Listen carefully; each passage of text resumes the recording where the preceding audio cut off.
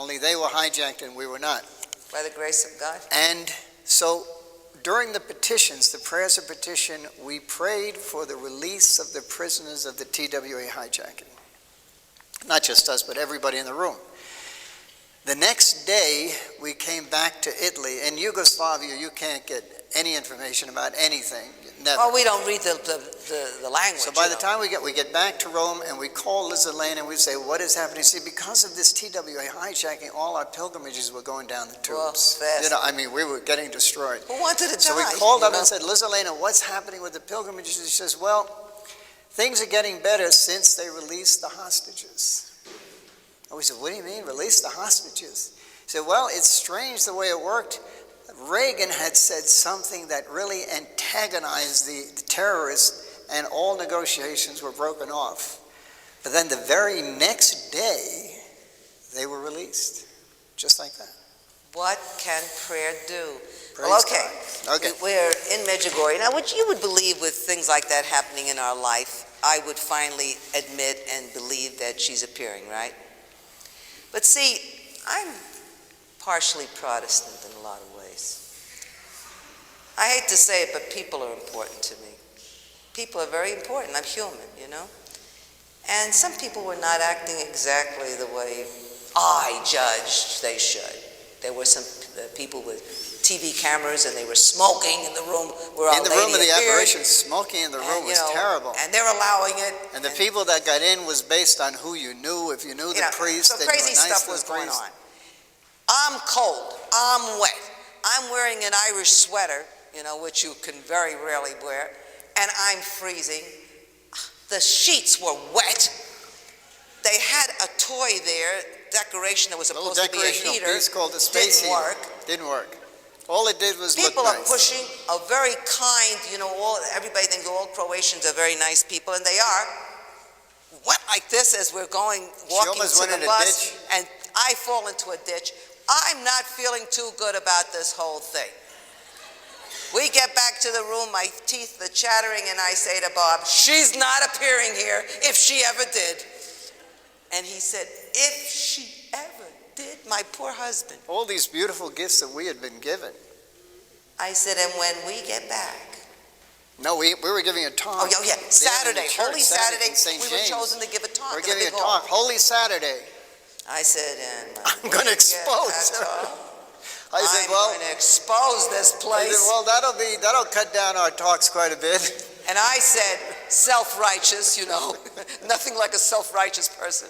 I said, well, I didn't give everything up to lie. And she's not appearing, and I'm telling everybody she's not appearing. So poor guy, what's he going to do? See, I'm only 35 years old, and I have this white hair. He's really only 25. He just wants you to think he's old. Anyway, we are going to go to Father Yozo's church. Okay, no, we went to Mass. The last Mass we were having was on Wednesday. Spy Wednesday, last English Mass, and then all the Masses would be in Yugoslavia.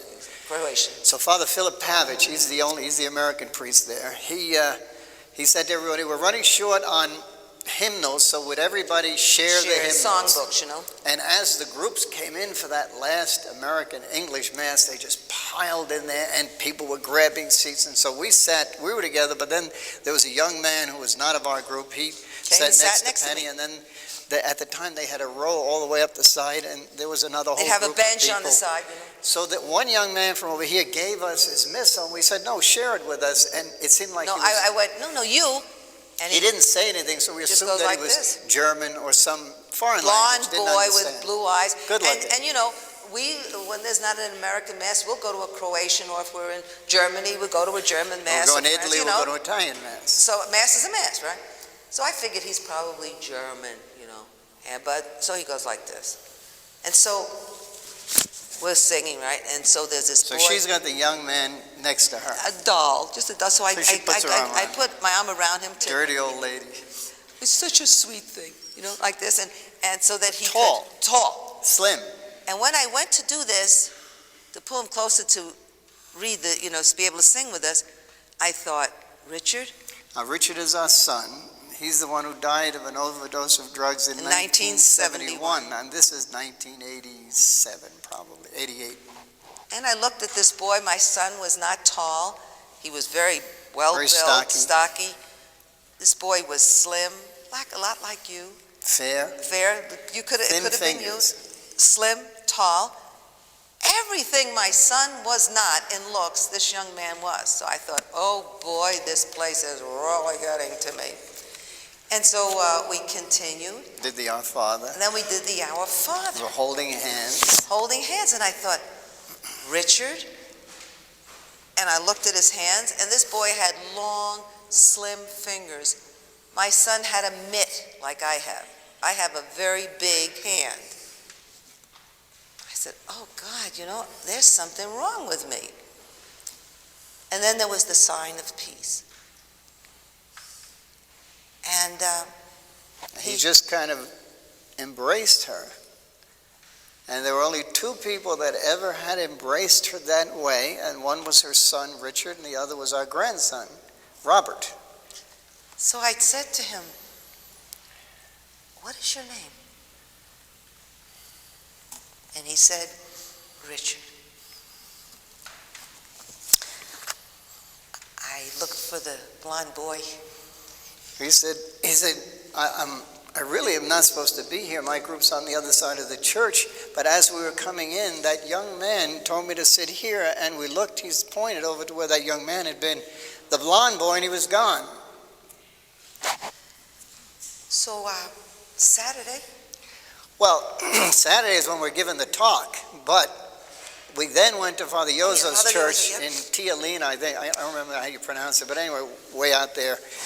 And there were busloads of people going out there, and by the time we got there, everybody was getting off the bus, and I saw the young blonde man, and I said, honey, your friend, the young blonde man, is outside. So I ran outside, we all did, the two of us looking for him, and by this time... And he had been telling everybody where to go. Everybody was in the church, and just the drivers and the guides were out there smoking, so we couldn't find him. But during the entire talk of Father Yozo, we were looking for this young man, and we didn't find him. Well, the next day we gave our talk, and obviously she was not going to blitz Medjugorje because I told her. Through our son Richard, Our Lady, that's the only way that she would have believed. He was the only way. She knew that only my son at that point could get to me. And he did. I knew it was my son. And so I shared this, and this very tall woman, I can't stand when tall women cry. I don't know, I have a tremendous respect for the tall. It's okay if you're short, but not tall. If you're short, I can understand you cry, but when you're tall and you cry, or you're a man and cry, it kills me. And she just went like this, and and she was crying. She said, I was feeling so guilty because I was feeling the same way as you did. Thank you so much for witnessing. So then now, we're finished with the talk. And we decide that it's just time for Bob and Penny. We're just going to go up to Mount Krizovac, just us, without pilgrims, because we had spent the entire week with the pilgrims. Helping. We just wanted to have time with Our Lady and time just on our own up on the mountain. And so we started heading up the mountain, and we see the blonde boy. And he said to me, first he said, I understand you found your Richard. I understand you found your Richard. And I said to him, what is your name? And he said, Michael. Do you believe in the angels? I do. What won't they do to help our disbelief? Every one of us at some time in our life stops believing when we need to believe. People say, oh, you came back to the church when your son died. I said, no, I left the church when my son died. And I'm so typical. We're so typical. I'm sorry. When we need Christ the most, is that when we turn to him? I don't buy that. No. That's when we get active. That's when we do it. I'm going to do it. I'm going to do it. No. We're really helpless. You let me down. I'm taking over in my life. No more will I believe in you. No more will I listen to you. He never let us down. He never let me down. That I know now. God has always given me everything I asked for. So now, like Saint Therese, I never asked directly from him. I always asked directly, and he gave me what I wanted. Through his mother. Now I go through his mother. Because she is, see, not that Christ would ever let anything bad happen to me, but sometimes things that are not so pleasant. There are times when if you really ask him for something, he'll let you have it. And it may not be the best thing, but if you want it, it's like they said, they want kings, Lord. Okay, let them have kings. But they don't need kings, Lord. Let them have kings if that's what they want. They'll learn a lesson. They were not happy with kings. That's Old Testament. But Our Lady, Therese says, Jesus cannot resist me. He will do anything that I ask of him. Therefore, I don't ask him anymore. I ask his mother, who in her motherly love will only give me the things that are good for me. Another one of our weapons, Mary. You know, I never knew Mary. And as much as not knowing Jesus in the Eucharist practically ended my life, because I think if he hadn't had enough of us growing apart and not knowing it, see, that's the other one, kids. He's so subtle. We were a couple, we still talk together. We were the best of friends. We've always been the best of friends. But we never talked. We didn't grieve together over our son's death. We didn't speak about what was hurting us, what was killing us. And if that had continued, if Christ had not interfered is with the word. With a 2x4. You wouldn't be seeing us now. God knows where we would be. I know. We would be a statistic. Another couple that got divorced because his son died of an overdose of drugs. Do you think that there is power in our sacrament and in us being one in him, in his church? We'll give you some statistics, psychology statistics. The statistics are that 2 in every 3 marriages will end in divorce. That's statistic. If people, you okay? Yeah. If people go to church together, if people worship together, 1 in 50 will end in divorce.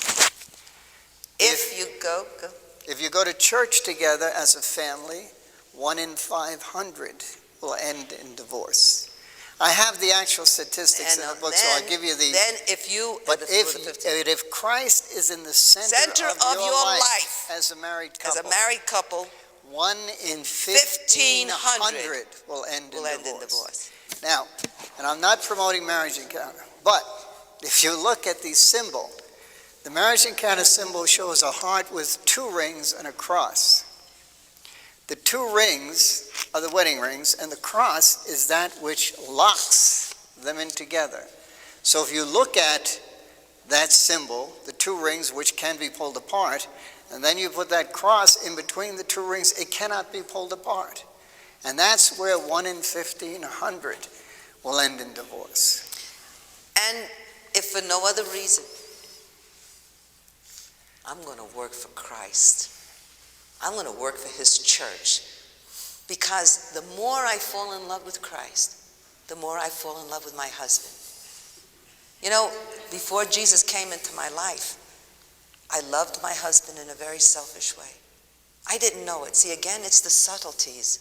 The enemy never gets you like God, you know, with a 2x4. He gets you with subtleties. Everything was an invoice. If he does this, I'll do that. If I stay young, he'll never cheat. If I am good to him, he'll never leave me. You know, what kind of a relationship is that? And yes, when we went on Marriage Encounter, I learned that the most important thing in my life was my husband. And all I wanted to do was to make him happy. That's it. Simply make him happy. But that's not what happens. Everything changes. You see, it's like we were on Mother Angelica's a couple of weeks ago, and we were talking about abortion, pro-life and abortion. And a man called up and he said, you know, there really are so many other issues, starvation, you know, all these different things, problems, human problems. You know, She said, yes, but there is a basic thing, and the basic thing is respect for life. And if you don't have respect for life, all of these things will follow. They have to follow. And we become the culture of death. And it's the same with our marriage. Unless we put this relationship first, nothing else matters. Nothing else can stand up to it. But with this relationship together, nothing can separate us. We're going to have to go to 5 Mary. minutes. Let's get to Mary. But what? No, 5 minutes for Mary? Are you serious? Excuse me. I beg your pardon? Who said that? Who said that? Mother? I can't even say hello to my mother in 5 minutes. So we'll just continue about the angels. There was another situation with the angels. You know, in your life, you can be dumb like me, and God can take care of you. You know, I think that's why he chose me to talk to you, because believe me, there's nobody in this room that I can look down on. I just can't, because I'm really very simple. I saw a little person here before. It's impossible. Even 11-year-olds I have to look up to. Maybe. You know, anyway. What was that? Tell me about the story about it. Oh. Because I got one if you don't. Okay. We were in the world, we were manufacturers at the time, and Dad was going to, I thought my children had never seen the South. We were from New York, and as far as the farthest they'd gotten was to New Jersey, to our country home. They'd never been to the South. And Bob and I had traveled all over the country because of our business. And so I thought, let me take them on a business holiday. See, God chose us also because we're workaholics, you know. So I thought, so if you work for man, you'll work for God. Yeah, only 10 times as much. I didn't know that one. So anyway. Like Mancuso's retired into this bookstore ministry. That's another story. Anyway, Mama and it was decided that I would drive Mama and the children down to Richmond, Virginia, leave them there, to Washington, D.C. Then we were going to do a tour of Washington, D.C. I would go to Richmond, Virginia, work with the 2 department stores, come back to Washington, D.C., and then we'd resume our holiday there in Washington, D.C. The only thing is that she didn't allocate any time for sleeping. It was just driving. So while I was working, I was fine. I get in the car to go from Virginia, Richmond to Washington, D.C. I have now been up 36 hours. And I found myself, well, I didn't know, but I would drop off to sleep, and I would hear as clear and as sharply as you will hear my voice, Pauline. That's her name. That's the name I was baptized, Pauline. And I would get up like this, and I was going over this way, onto the other side of the highway. And the angel kept doing that to me all the way from Richmond, Virginia to Washington, D.C., and that's the truth. At the time, I didn't know it was my angel. I thought it was my father, and it could have been my father from heaven, but I think it was probably my angel. You are always in the presence of your angel. Always. Your angel is always with you, no matter where you go. So be very careful where you take your angel and what you expose your angel to.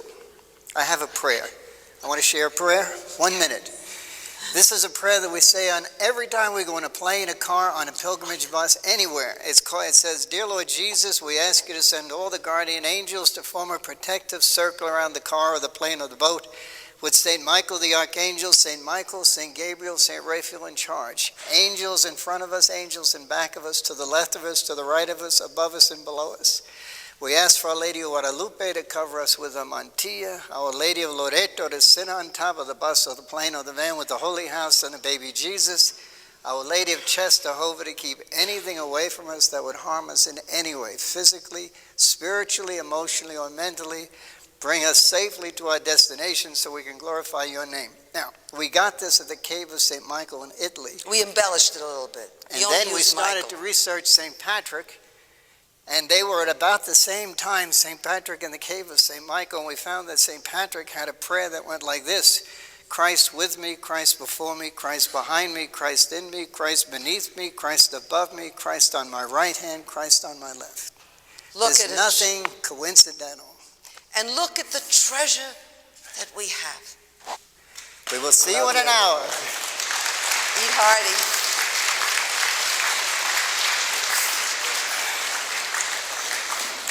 Well,